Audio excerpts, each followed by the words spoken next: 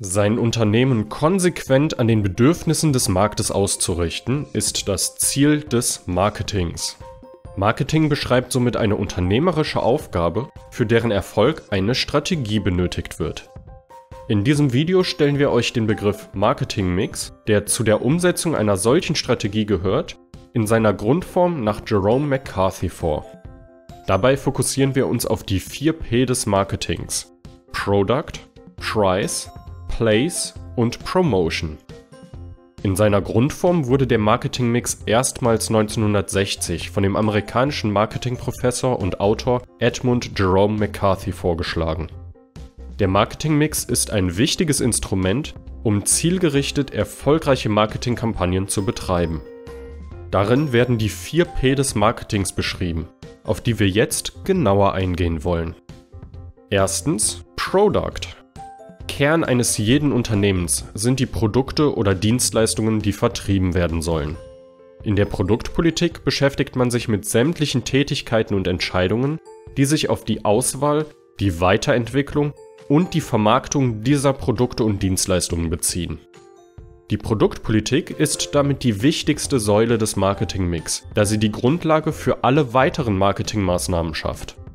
Es ist von großer Bedeutung, dass der Produktlebenszyklus bekannt ist und bedacht wird.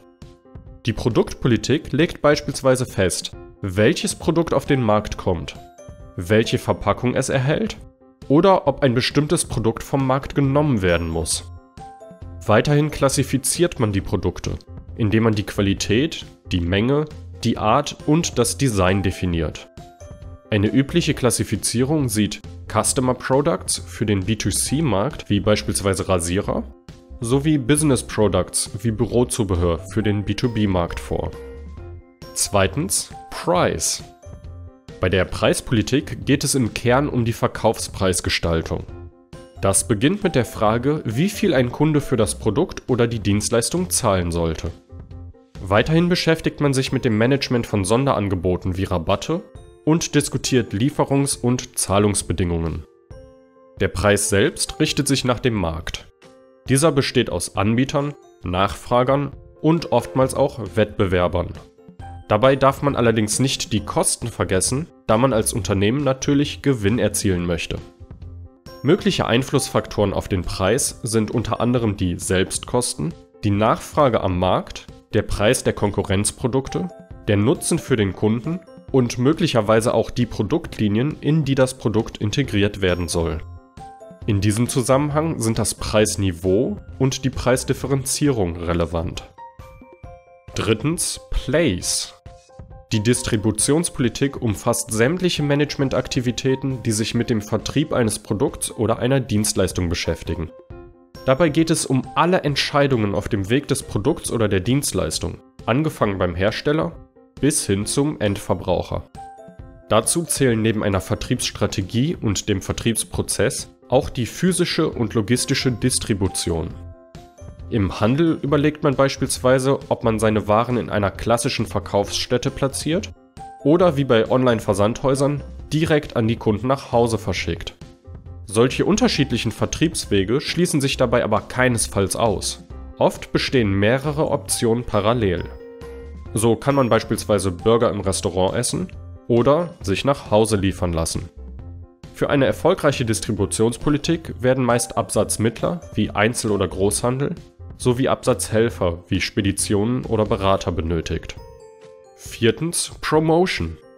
Die Kommunikationspolitik gewann in den letzten Jahren zunehmend an Bedeutung. Im Fokus steht die Weitergabe relevanter Informationen und Inhalte. Wann wird das Produkt verkauft? Wo erhält man es? In welchen Mengen soll das Produkt verkauft werden? Findet der Vertrieb direkt an den Kunden statt oder stattdessen über einen Großhändler? Zusätzlich steuert man durch die Kommunikation die Erwartungen und Meinungen gegenüber dem Produkt oder der Dienstleistung. Man unterscheidet zwischen interner und externer Kommunikation. Die interne Kommunikationspolitik zielt auf interne Stakeholder, also insbesondere Mitarbeiter, ab, während sich die externe Kommunikationspolitik auf Stakeholder außerhalb des Unternehmens, wie Kunden und Lieferanten, bezieht.